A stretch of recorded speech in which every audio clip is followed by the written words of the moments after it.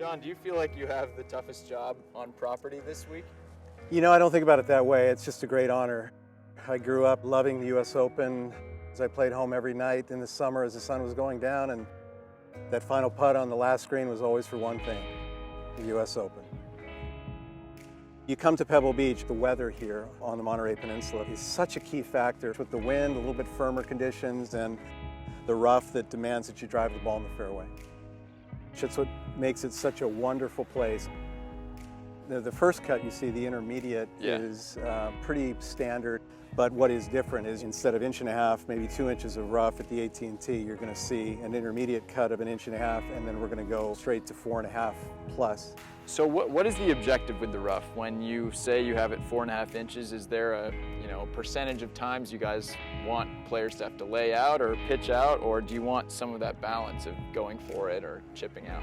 I think the objective is placing a premium on accuracy, driving your golf ball on the fairway where you can control your shot. You know, you drive it in the rough like this, and every once in a while you'll get a ball that sits up, and it's almost like teed up, and you can hit just about anything you want into that putting green. We're going to cut that fairway every day. You know what you're going to get on that fairway, and the premium's there. That's our history, that's our DNA. You look back at the greatest players who have won the US Open, and they've driven the ball in the fairway and understood that. And when they don't, they're patient. They know that they can't try to bite off too much out of some of these lies, and they just take what is presented to them and move on. And that patience has really defined US Open champions as well, and what makes us different and this championship different than most others. When you hear someone like Tiger Woods or Rory McIlroy talking about the setup, you guys obviously must take notice. Do you take player feedback into account pretty regularly? We do, we always have, but I think we've ramped that up this year more than ever before. Player feedback is very important to us. I'll be on the golf course later today talking to players. Let us know if we can do anything for you. We have a new member of our staff this year, Jason Gore, our first ever player relations lead.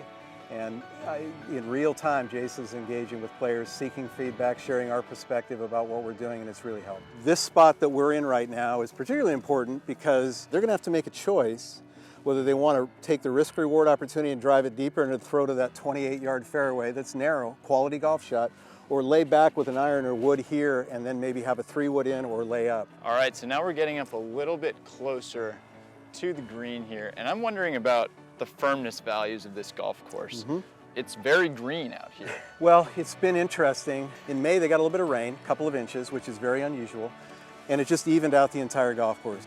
We are keeping it soft right now and not firming it up too quickly, and that's why you see the green. But these greens, these Poanya greens are just beautiful, and we'll get it a little bit firmer as the week progresses. Are these bunkers okay places to be? I think the bunkers are okay places to be, certainly better than the cove here in the water.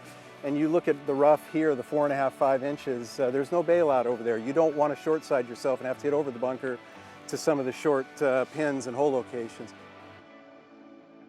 Do the players have the pin positions in advance? We do not give them to them in advance, and it's not that we're trying to hide anything. The weather is something we watch very closely, and so if we've got certain hole locations that we've set for the day, and then we wake up that morning and the wind is shifted in a way that our forecast didn't indicate, then we still have the opportunity to change things.